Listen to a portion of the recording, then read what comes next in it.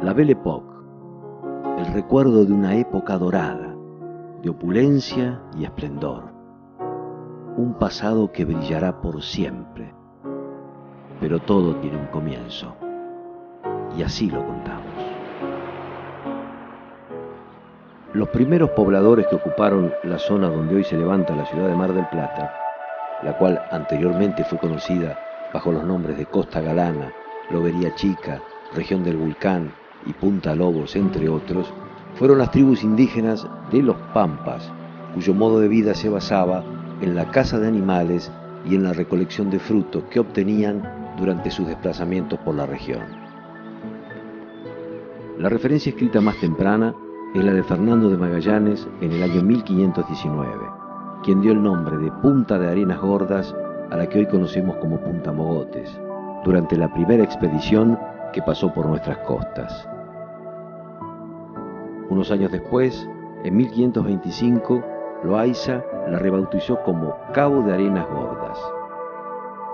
Años después, el corsario inglés Francis Drake, en 1575, navegó el Océano Atlántico y con su bergantín pasó frente al actual paralelo 38 de la América India, nuestra costa. A ese lugar lo bautizó Cape Love, por la cantidad de lobos marinos que se encontraban en las rocas. Hoy día se lo llama Cabo Corrientes. El primer hombre blanco que llegó por tierra a estos lugares fue Juan de Garay, el segundo fundador de la ciudad de Buenos Aires. Fue en noviembre de 1581, cuando llegó a caballo acompañado de unos 40 soldados españoles. Tuvo una entusiasta impresión del lugar y la comunicó al rey de España en estos términos. Es muy galana costa, muestra grandes peñascos y en lo alto campiñas. Sobre la costa se descubren peñascos donde hay gran cantidad de lobos marinos. La lanchagoleta Speedwell, reconstrucción del naufragado Wager, uno de los barcos ingleses dedicados al saqueo, hace saber que el 12 de enero de 1742 llegó a nuestras costas y 8 de sus tripulantes, utilizando una balsa improvisada, bajaron a la playa en busca de agua y alimentos. Llamaron a la actual bahía de la playa Bristol Bahía del Bajío. Los atrajo la cantidad de lobos marinos y caballos que se encontraban en el lugar. El mal tiempo demoró el regreso de estos al barco, y entonces la goleta siguió viaje abandonando a su suerte a los 8 marineros.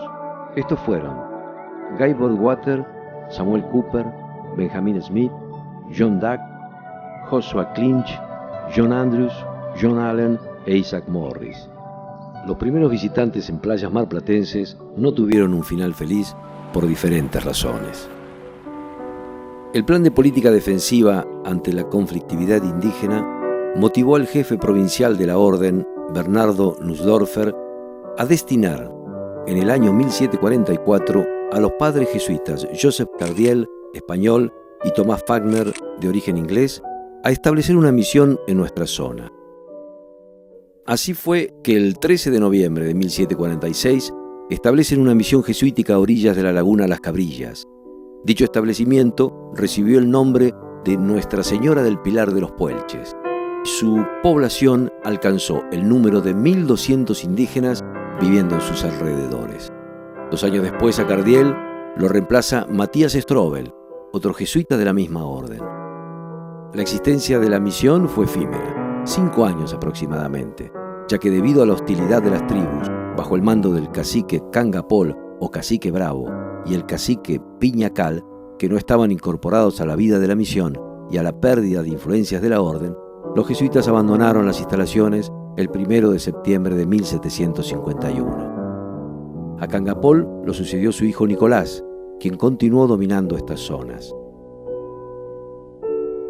Los primeros terratenientes en nuestra región llegaron en el año 1819. Pedro de Alcántara Capdevila fue quien solicitó en Merced las tierras ubicadas en la zona, actual Mar del Plata. Muerto Capdevila, su albacea testamentario vende las tierras a Ladislao Martínez Castro en octubre de 1828 y fue su hermano Marcelino quien tomó posesión de los campos. Estos le dieron el nombre de Estancia Laguna de los Padres. En marzo de 1847, Lezama compró los campos a Ladislao Martínez, también la estancia La Armonía, y en el año 1852 compró la estancia San Julián de Viboratá. Apoyaron también a los hermanos Javier, Inocencio y Antonio Ortiz, quienes instalaron un comercio de ramos generales. En agosto de 1856, Lezama vende las tierras a un consorcio brasileño-portugués, encabezado por Evangelista de Sousa Barón de Mauá, poderoso empresario brasileño. Coelho de Meirelles, quien había sido cónsul portugués en Buenos Aires, sería el encargado de poner en marcha las estancias y un establecimiento que cambiaría definitivamente las características de la región: el Saladero, en el puerto Laguna de los Padres, como fue llamado con el tiempo. La planta manufacturera se ubicó, después de muchas dudas, al margen del arroyo San Ignacio, hoy Las Chacras ya entubado, en el paraje denominado más tarde Punta Iglesia. Coelho de Meirelles, quien luego quedó como único dueño, instaló el galpón del Saladero en la manzana delimitada actualmente por las calles Luro, Alberdi, Corrientes y Santa Fe. Al frente hizo construir un gran corral de palo a pique donde se encerraba la hacienda próxima a ser faenada. El sabor de la carne al final del proceso, el tasajo, no era nada agradable, pero por su bajo precio y buen contenido alimenticio, era destinado para la comida de los esclavos de Brasil y Cuba. Se realizaron algunos intentos de comercializarlo en Europa para consumo de las clases bajas, pero los mismos fracasaron y algunos países como Gran Bretaña llegaron a prohibirlo debido a sus deficientes condiciones bromatológicas. Meirelles hizo construir un molino hidráulico, un muelle de madera en la actual zona de Punta Iglesia, instaló también un almacén de ramos generales que denominó La Proveedora y dio trabajo a nativos, gauchos, expertos en arreo de ganado. Meirelles se enfermó y decidió vender el Saladero y las estancias en septiembre de 1860. El plano de informe del puerto de abrigo y muelle en la costa del sur del ingeniero Guillermo Brasch, a pedido de Meirelles, fue otra de las obras que quedaron sin realizar debido al poco interés del gobierno de turno. Cabe destacar que en 1858 se autorizó el primer servicio de mensajería con el puerto Laguna de los Padres. Posteriormente, Juan Bautista Balerdi fundó la Vascongada, una compañía de carruajes que hacían de correo y transporte de pasajeros, cuya posta de arribo estuvo en lo que hoy es la Avenida Libertad al 5500. Meirelles vendió a Peralta Ramos y a Benigno Barbosa sus tierras en 1860. Eran las estancias Laguna de los Padres, San Julián de Viboratá y La Armonía. Al poco tiempo, Barbosa murió de forma extraña y en el testamento, este le cede al Peralta Ramos su parte de las tierras, quedando por lo tanto como único dueño de la totalidad de las estancias. Patricio Peralta Ramos tenía 46 años cuando llegó por primera vez a esta región en 1860. Contrajo enlace con Cecilia Robles y el matrimonio tuvo 12 hijos. Una mañana, observando el océano junto a su esposa Cecilia, Peralta Ramos quedó maravillado por el reflejo plateado del sol en el mar.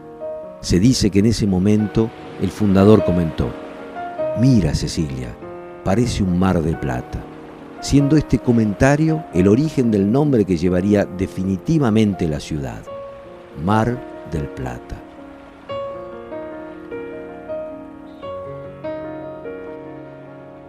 Fallece Cecilia Robles. Esto lo afectó profundamente. Destinó un terreno para la construcción de una capilla en honor a su esposa.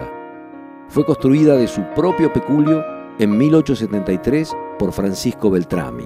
Así nació la Capilla Santa Cecilia, el primer templo de Mar del Plata.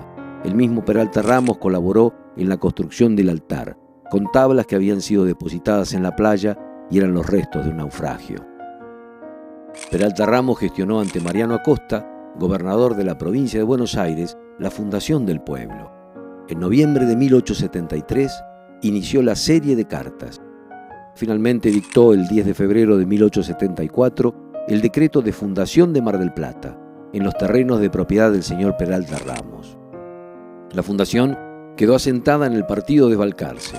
En 1879 se crea el partido de General Pueyrredón, con Mar del Plata como ciudad cabecera, y en 1891 se separa el partido de General Alvarado, quedando así conformado definitivamente el partido de General Pueyrredón. El joven agrimensor Carlos de Chaporrouge, de 28 años de edad, fue contratado por Patricio Peralta Ramos para demarcar las calles del pueblo.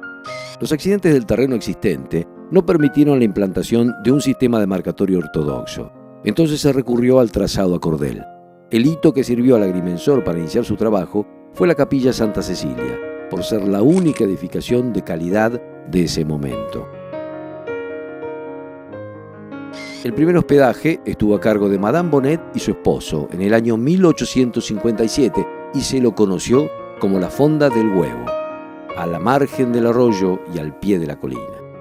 La fonda fue también un lugar de encuentro y distracción de la peonada y vecinos del lugar. A esta le siguieron la de la Cabra y posteriormente la Marina. Hace su aparición don Pedro Luro, de origen vasco-francés. Nació en el año 1820 y llegó a Mar del Plata en 1877. Se hizo cargo del saladero y dispuso la construcción de un nuevo muelle. Hizo edificar una barraca y estimuló la agricultura habilitando un molino harinero. Esta fue una obra importante por sus dimensiones. Se encerró el curso del arroyo Las Chacras en un embalse al que se llamó el tajamar. Así, por medio de una rueda con paletas, se generaba energía. El complejo se ubicaba en la manzana de Salta y Falucho y sus lindantes. Del lado opuesto del tajamar se encontraba la quinta de Luro.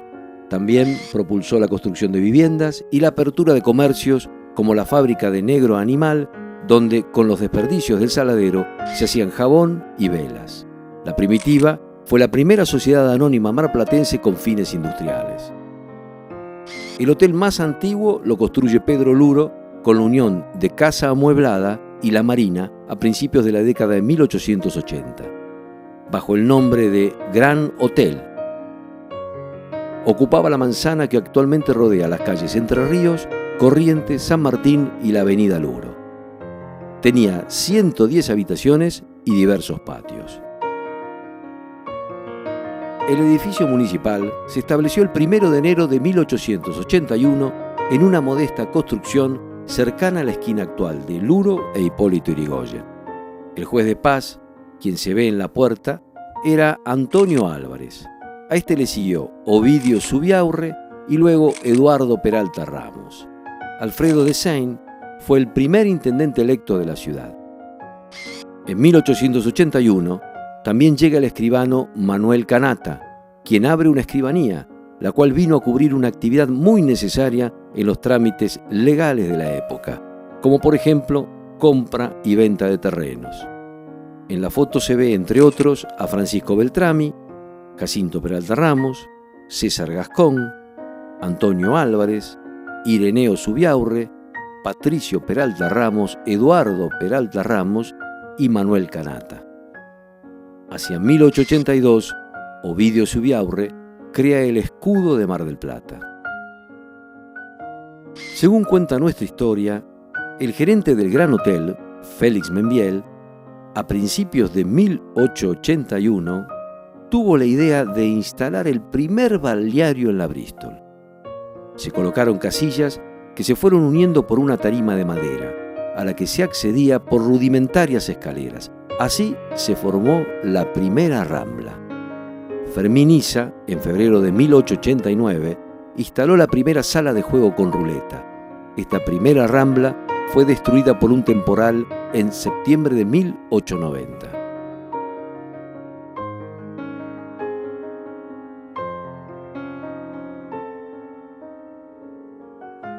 En 1883, aproximadamente, fue construido el Hotel Alemán. Se encontraba en la zona norte, muy descampada en ese entonces.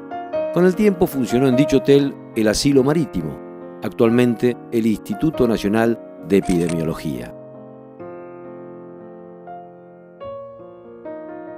El alumbrado público en Mar del Plata se remonta a la idea del primer juez de paz, Antonio Álvarez, cuando en 1881 propone iluminar la plaza principal. Existe referencia escrita que en 1884 la municipalidad ya realizaba pagos por farolas, mechas, querosén y otros artículos relacionados. En 1887 ya regían los impuestos para el alumbrado público. Los faroleros eran los encargados de encender las farolas. En abril de 1883 llega Dardo Rocha a Mar del Plata, durante la administración y por invitación de su amigo Ovidio Zubiaurre. La galera de la Vascongada, conducida por don Antonio Apaulaza, los zarandeó de tal modo que comentó que a su regreso a La Plata, su primer acto de gobierno sería disponer los estudios para dotar a Mar del Plata de una sucursal del Banco de la Provincia de Buenos Aires, instalar un telégrafo y en lo que más insistió fue que llamaría a su despacho al gerente de Ferrocarril del Sud, Guillermo Murs, para solicitarle la urgente prolongación del ramal ferroviario de Maipú hasta Mar del Plata. Así, el 26 de septiembre de 1886, el primer tren inauguraba oficialmente la prolongación del ramal a Mar del Plata. La ciudad ya vislumbraba un cambio de destino. La estación de trenes sería por su construcción el primer chalet de Mar del Plata. Con el arribo del tren se originó una nueva fuente de trabajo que perduraría con el tiempo. La distancia desde la estación a la costa, donde se alojaban los veraneantes, era larga y la calle siempre se encontraba en malas condiciones. Aparecieron entonces los cocheros y sus vis-a-vis. En estos carruajes se acomodaban los pasajeros y sus maletas para concluir con el último trayecto del viaje.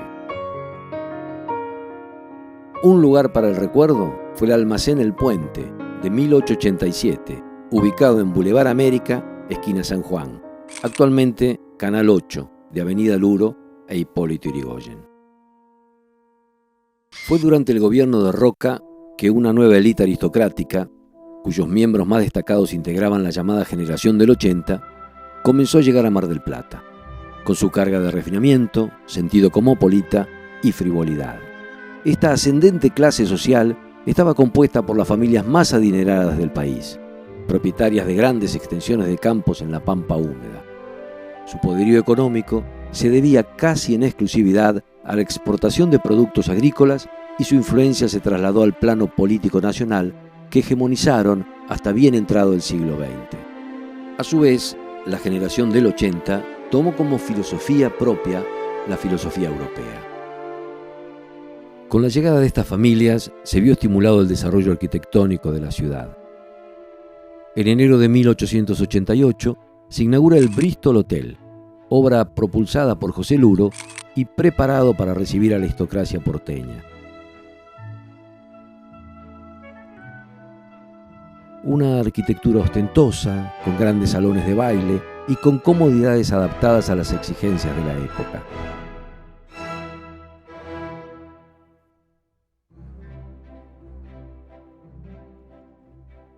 A su inauguración concurrieron 59 pasajeros, entre otras personalidades, el vicepresidente de la Nación, Carlos Pellegrini, su esposa y el último zar de Rusia, Nicolás II. Año tras año, el Bristol fue cambiando su arquitectura y sus espacios. Fue el núcleo en el cual se forjó el destino de Mar del Plata. De los contactos que en él se producían entre los huéspedes pertenecientes a la élite porteña. En tanto, otros hoteles alojaban a las familias que no estaban dentro del círculo anteriormente citado. Muchas de estas familias hacían lo imposible para relacionarse con los Unzué o los Anchorena, especialmente cuando tenían hijas solteras en edad de casarse. El Casino Bristol era sin duda una de las atracciones que tenían los veraneantes que, impedidos de viajar a Europa durante algunos años por la guerra, veraneaban en la Biarritz Argentina, como se la llamó en esa época. Brillaban las fiestas en los salones del Bristol, que la élite disfrutaba por las noches. La moda también tenía su distinción. Los más afamados diarios porteños enviaban a periodistas especializados a describir los atuendos y las joyas que las damas lucían. Hacia 1893, el Bristol contaba con electricidad y usina propia. A partir de ese momento comenzaron a llegar presidentes, vicepresidentes, ministros, diputados de la nación y grandes intelectuales de la época, como Juárez Celman, Carlos Pellegrini, Lucio B. Mansilla, Roque Sáenz Peña y Paul Grusac, entre otros. La élite cambió las quintas de recreo en las afueras de Buenos Aires por el aire marino de Mar del Plata.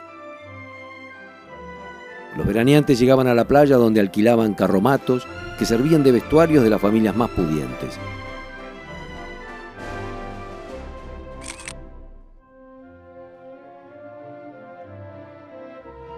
Ya se observaban también los carteles con publicidades, como vemos sobre la playa la del Té Tigre. El reglamento de baño, redactado por el subprefecto Hilario Rubio en 1888, imponía entre sus artículos, por ejemplo, que el traje de baño debía cubrir el cuerpo desde el cuello hasta la rodilla, o que no podrán bañarse los hombres con las mujeres a no ser que tuvieran familia. También se prohibía el uso de anteojos de teatro o cualquier instrumento de larga vista durante las horas del baño. Quien no cumplía estas órdenes debía pagar una multa de 5 a 10 pesos o un arresto de 48 a 96 horas.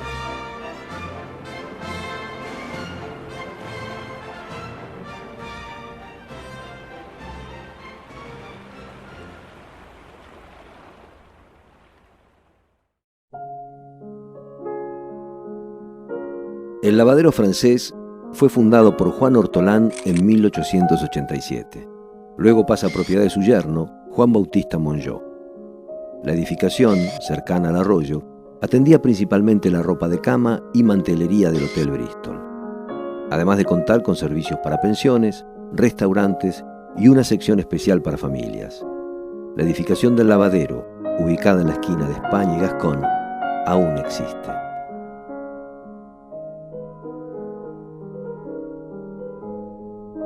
En diciembre de 1887, el dramaturgo español Justo López de Gomara publica por única vez la revista El Bañista, cuyo objetivo era la propaganda de Mar del Plata. Los tranvías fueron uno de los medios de transporte que acompañaron el crecimiento de la ciudad. Por decreto del 8 de junio de 1888, el Poder Ejecutivo de la provincia otorgó una concesión para instalar tranvías con tracción a sangre en el pueblo de Mar del Plata. Los concesionarios fueron Thomas Tanner y Enrique Kidd. Más tarde vendrían los tranvías a vapor sin buenos resultados y posteriormente los tranvías eléctricos, los cuales quedaron en manos de Jacobi, Rux y compañía.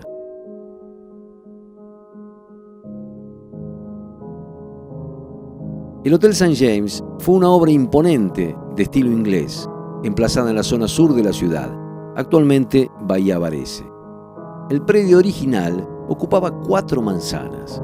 El colosal edificio fue testigo fantasma de los cambios que sucedieron en la explanada sur. Fue construido por los irlandeses Dugan, Carres y Gaham en 1890 y demolido en 1923, aún sin terminar. El faro de Punta Mogotes de 1890 es una torre de acero sobre pedestal de piedra labrada. Contaba entre sus elementos de salvataje con un cañón para arrojar una soga a más de 100 metros de distancia. La construcción se realizó en París por los arquitectos Bavière, Bernard y Turán. Se inauguró el 5 de agosto de 1891 en el espacio de 1 hectárea donada por don Jacinto Peralta Ramos. El primer torrero fue el capitán Müller, o capitán del Faro, nacido en Trieste en 1845. Fue destinado al faro Punta Mogotes, en donde se desempeñaría durante 22 años.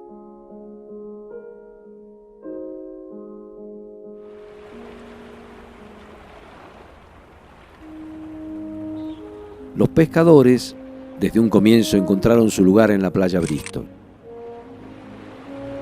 Entraban al mar con sus pequeñas embarcaciones para realizar su trabajo. Luego serían tiradas por la fuerza de caballos para quedar depositadas en la arena. Con el tiempo, y en razón de la estética costera, los pescadores fueron corridos hacia el sur ubicándose definitivamente en el nuevo puerto de ultramar. Hacia 1890, el Palacio Municipal tenía una edificación más acorde a la época. La construcción estuvo a cargo de Francisco Beltrami. Varios años más tarde, la piqueta, herramienta de demolición manual, se encargaría de dar lugar a la actual sede.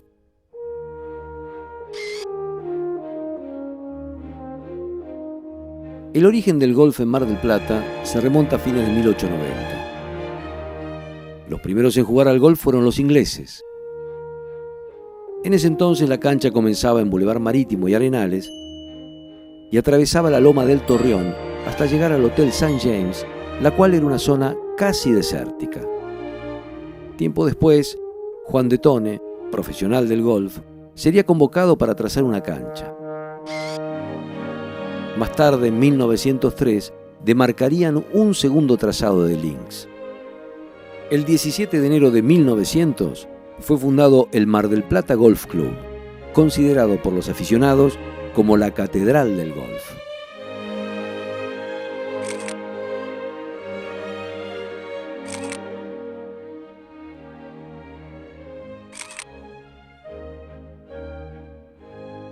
Hacia 1901 se construye el primer House Club de madera, que luego daría lugar a la emblemática sede de Playa Grande, de estilo Tudor, construido entre 1924 y 1926, considerado como uno de los más bellos y refinados chalets de Mar del Plata.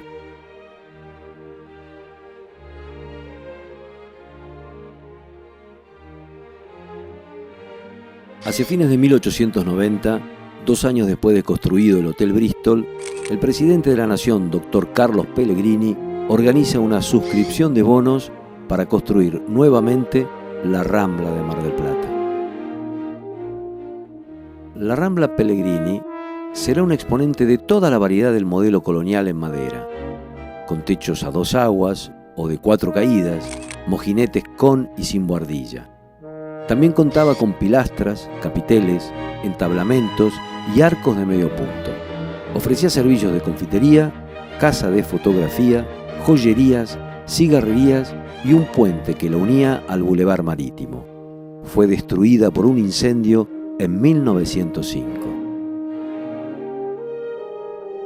Con el objeto de construir un templo, en el mes de enero de 1893, fue colocada la piedra fundamental de la Catedral de los Santos Pedro y Cecilia, en los terrenos donados por Patricio Peralta Ramos.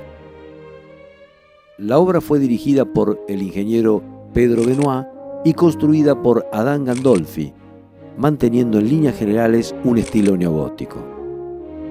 Los vitrós de la catedral son todos provenientes de Francia y donados por prestigiosas familias. La araña central fue traída del Hotel Bristol. El piso es de mosaico inglés y el techo de tejas vidriadas de distintos colores, todas europeas. El órgano es italiano y fue construido el mismo año de la fundación de la catedral.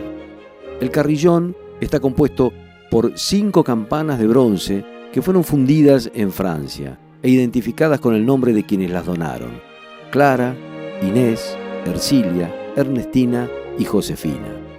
La primera misa se llevó a cabo en 1897.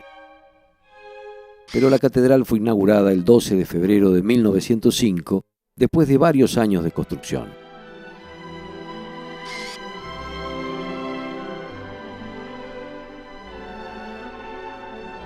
A través de la Sociedad Española de Socorros Mutuos, se alza el Teatro Colón, una obra arquitectónica de gran relevancia para el momento, construida por Fermín Equía.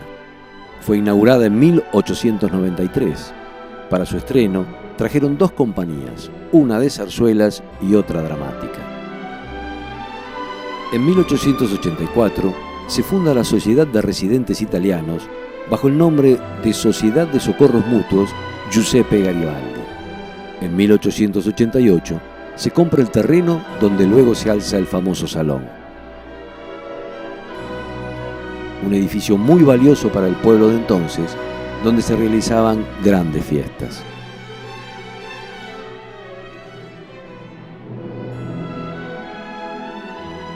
Luego de varios intentos, la primera usina eléctrica aparece en 1899, durante la administración de Eduardo Peralta Ramos. Esta se desarrolló en el Molino Luro, ya en manos de Rux de Jacobi, Webb y el ingeniero alemán Ernesto Stricker. Estos realizaron un convenio con la municipalidad para hacer realidad el alumbrado público eléctrico. El sistema usado fue el de arco voltaico. Más tarde se instalaría la usina Pueyrredón y posteriormente, en 1928, la usina del puerto. Ernesto Torquis, propietario de varios lotes en la zona junto a otros caballeros, se preocupó por mejorar el paisaje urbano. Así nace el Paseo General Paz en 1903. Maravilloso jardín diseñado por el paisajista francés Charles Tays. Este fue un espacio formado por canteros, arbustos y un hermoso lago. También incluía un pequeño tambo, canchas de fútbol, canchas de tenis y un parque de diversiones.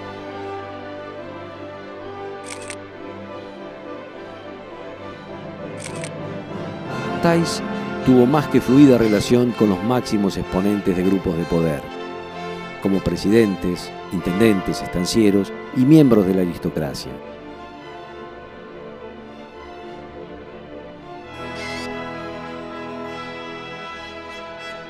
Pero al mismo tiempo buscó y logró mejorar la calidad de vida de las demás clases sociales, con los paseos públicos diseminados por toda la República, logrando captar a través de los sentidos una naturaleza idealizada y mejorada con respecto a su estado natural.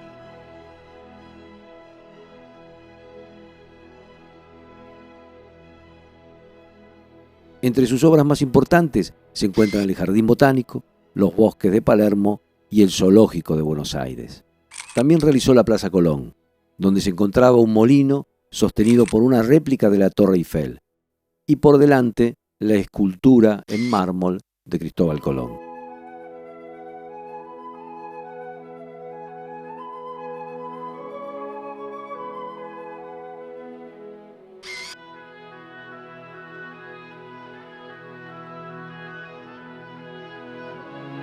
A fines del siglo XIX, en la llamada Playa del Norte, los hermanos Carboni crean el balneario La Estrella del Norte, que junto a San Sebastián constituyen el núcleo de la llamada Rambla La Perla.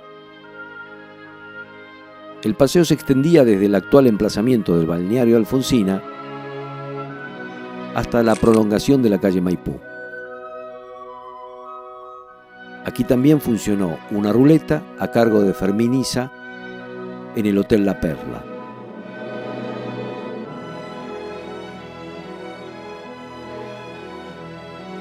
La Rambla desapareció arrasada por un incendio la noche del 11 de abril de 1934.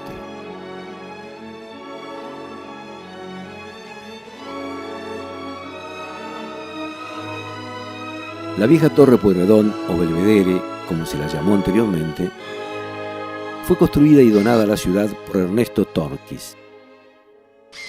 Fue obra del arquitecto Carlos Norman y su inauguración tuvo lugar el 28 de febrero de 1904.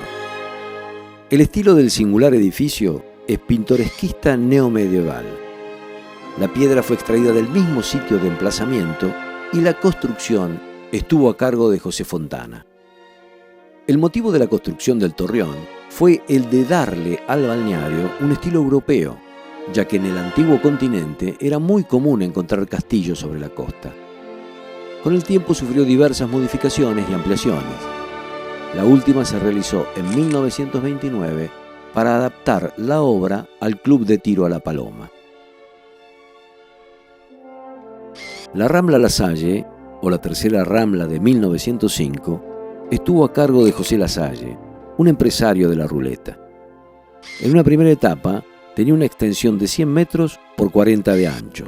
Se implantaron 4 pabellones, 2 en los extremos y 2 sobre el frente marítimo. Acorde con la idea de progreso, la novedad era el servicio de baños de agua de mar caliente y fría. También contaba con el Palacio de las Novedades, donde un mono con frac y galera hacía las delicias del público patinando y haciendo piruetas en una pista de hielo.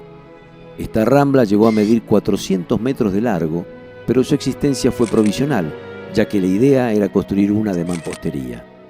El conjunto se levantó en 3 meses por la compañía Pruñax y perduró 8 años, hasta 1913.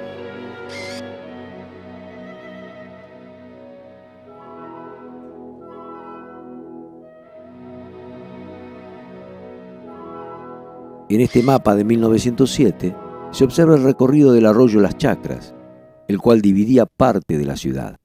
También se ve el Molino Luro, el Paseo General Paz y la Rambla La Salle. Varias inundaciones fueron producidas por la creciente del arroyo, como se observa sobre la avenida Luro. El arroyo Las Chacras comenzó a entubarse en 1912 desde el mar hasta la calle San Martín. El motivo fue el mal olor que las aguas con poco caudal producían. En 1925 se extendió hasta la avenida Colón y posteriormente se continuó hasta terminar la obra. El 2 de febrero de 1908 llega el primer auto desde Buenos Aires, conducido por Walter Badano, quien tardó 5 días en recorrer los 400 kilómetros debido a problemas climáticos.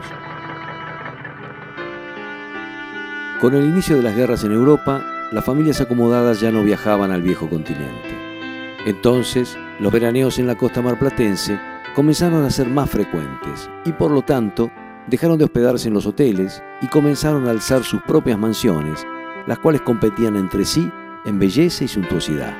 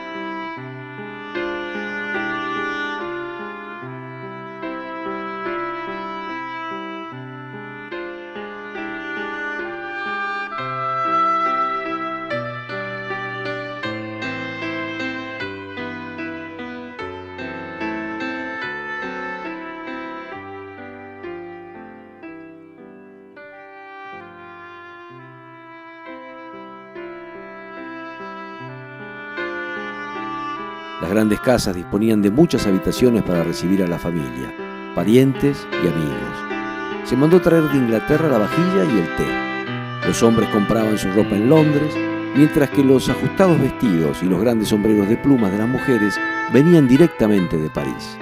La moda era muy relevante en esa época. Al mismo tiempo, era de buen gusto mezclar el castellano, el francés, el inglés y hasta el alemán. Era muy común, durante los meses de verano, realizar grandes fiestas y banquetes en las residencias particulares, donde las familias más pudientes se reunían para divertirse y mostrar su estatus social. Alguna vez escuchó decir a una dama de la aristocracia que existían la crema batida y la sin batir, haciendo referencia a las diferencias entre las familias.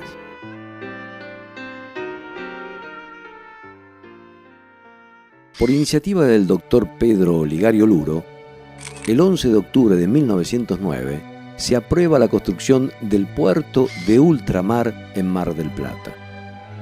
El 7 de enero del siguiente año se firma en Buenos Aires el contrato de construcción. En octubre de 1911 comienzan las obras. Para su cometido, la empresa elegida fue Société Générale des Travaux Publics, de origen francés, la cual construye talleres, una usina, obradores, procede a la apertura de canteras y a la construcción de vías de servicio y demás obras complementarias. El 24 de febrero de 1913 se declara la inauguración oficial de la construcción del puerto, confeccionando un acta que quedó depositada en la piedra fundamental de la Escollera Sud.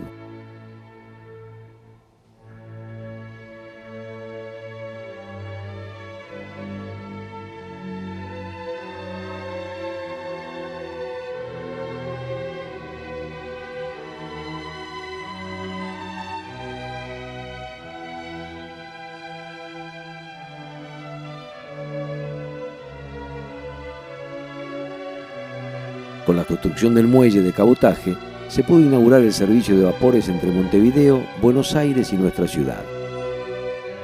Así, el 11 de enero de 1922 hizo su entrada el vapor Ciudad de Buenos Aires.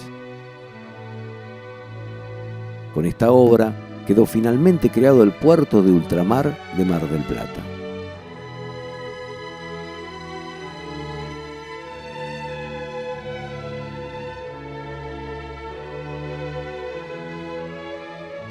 Matilde Luro, hija de Pedro Luro, casada oportunamente con el abogado de origen portugués Marcelino Mesquita, recibe en herencia en los primeros años del siglo XX, entre otros bienes, la manzana delimitada por el Boulevard Marítimo, Luro, Entre Ríos y San Martín, ubicada frente al viejo Gran Hotel. Matilde Luro cede a la municipalidad dicha manzana con el fin de que se trace y mantenga en ella una plaza, la cual llevará su apellido de casada y que podrá recuperar según su futura conveniencia. Es así que quedó plasmada la famosa Plaza Mesquita.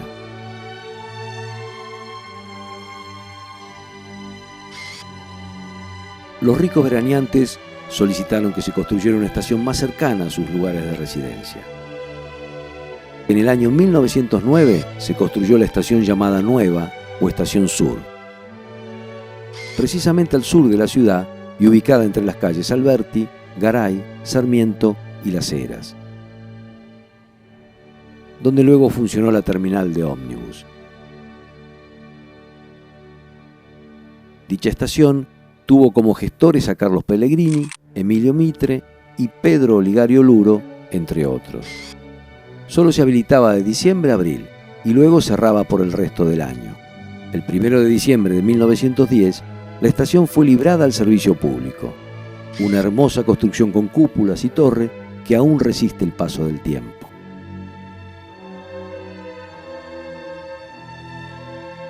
De las hermanas María Unzué de Alvear y Concepción Unzué de Casares, surgió la idea de construir un asilo, al que llamaron Asilo Saturnino Enrique Unzué en memoria de su padre.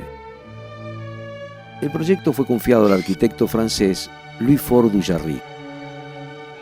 El edificio, con capacidad para 350 niñas, tiene una planta en H de 2 pisos. y fue dotado con los equipos e instalaciones más adelantados de su época.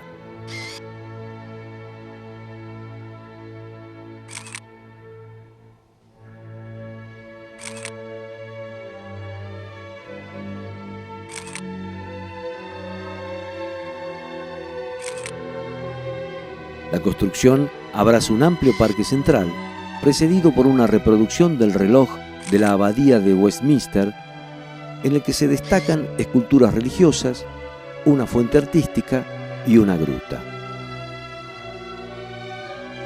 El oratorio se ubica en una posición central y el exterior del asilo, casi desprovisto de ornamentos, no refleja en absoluto el esplendor de sus interiores. Este contraste responde a las pautas marcadas por las vanguardias arquitectónicas vigentes a principios de siglo. El 22 de enero de 1910 se inaugura el Club Mar del Plata, impulsado por el doctor Adolfo Dávila, obra del ingeniero y arquitecto Carlos Agote. La sede social del club era de carácter académico, es decir, con los lineamientos de la Escuela de las Bellas Artes de París.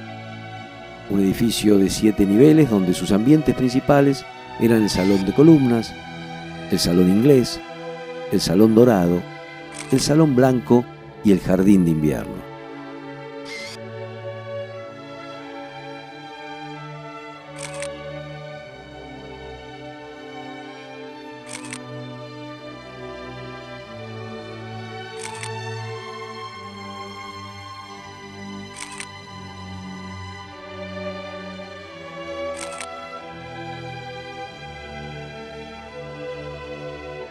El equipamiento estaba a tono con la elegancia de la sede. Muebles importados, alfombras de Esmirnia, tapices de Aubusson, porcelanas de Limoges, platina de Cristofli y cristalería de Baccarat. El club fue una institución de gran influencia en el ámbito social. En sus salones se presentaban durante el período veraniego las mejores expresiones artísticas que desfilaban por el Teatro Colón de Buenos Aires. Las reuniones sociales de la aristocracia eran compartidas muchas veces por la oficialidad de naves extranjeras que recalaban en el puerto. En esta sede también funcionó, y de manera oficial, el casino. La edificación fue destruida por un incendio el 10 de febrero de 1961.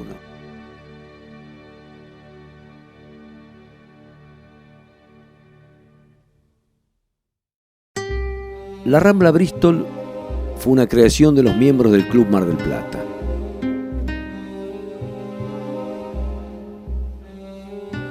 En 1911 se coloca la piedra fundamental y así comienzan las obras.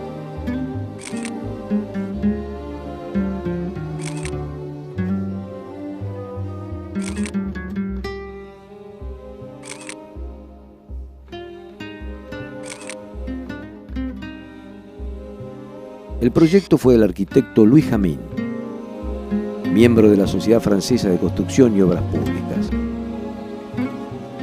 y la dirección de la obra estuvo a cargo de Carlos Agote. Contaba con 4 niveles principales, 8 cúpulas, 4 de alto perfil y una promenade o rambla descubierta. El complejo tenía una superficie de 400 metros de longitud por 40 de ancho y un diseño de estilo francés muy ornamentado en su exterior.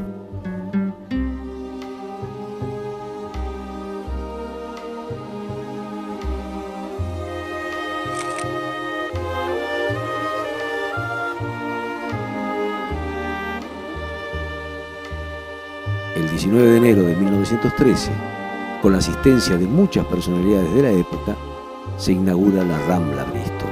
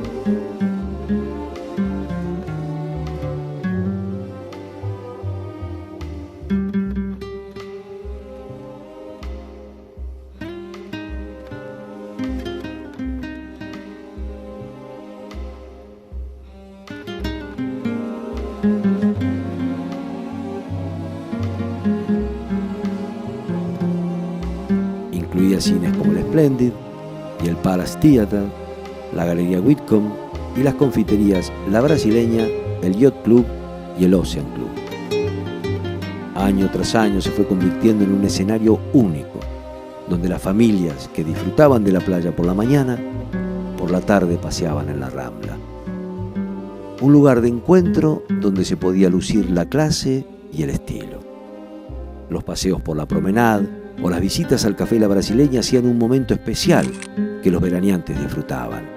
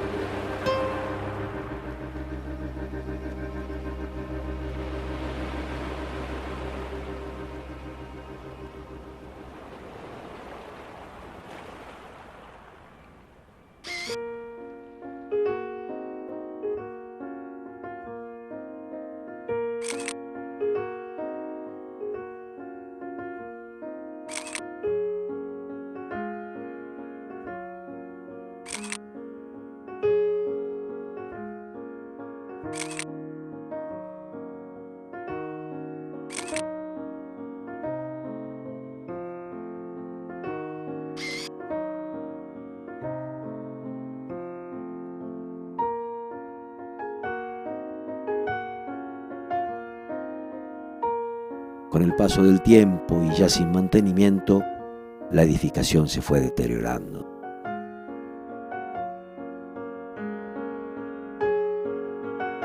Hacia 1938 convivió con la que sería su sucesora.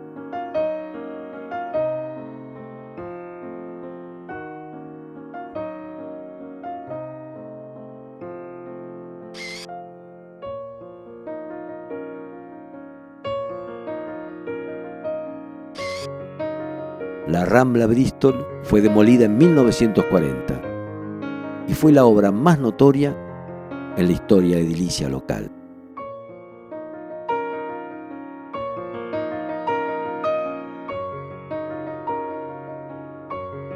El 16 de abril de 1944, el Bristol Hotel sirve su último almuerzo y cierra sus puertas junto a un periodo imborrable en nuestra historia.